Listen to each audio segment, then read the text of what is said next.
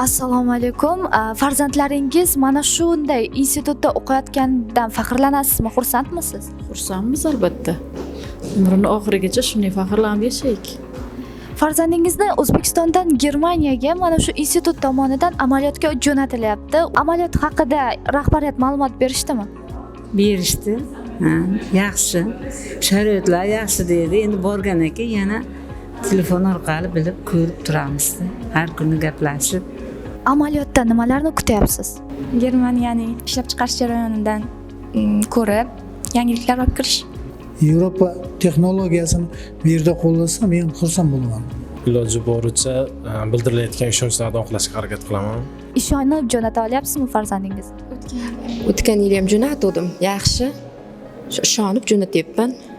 Hozircha til bilish darajam B2 tayyorlanganman. Shu institutda ingliz til markazlarida tayyorlanganman. Endi kelganimdan so'ng yana tayyorlanib, yuqori daraja olish niyatim bor. Amaliyotda nimalarni kutyapsiz? U yoqqa borib, shu ularning tajribasini o'zim o'rganib, nasib bo'lsa, o'zimizda qo'llash niyatim bor. Yaxshi borib tuz nasibalarini terib, yana oilasi bag'riga eson-omon qaytib kelsin.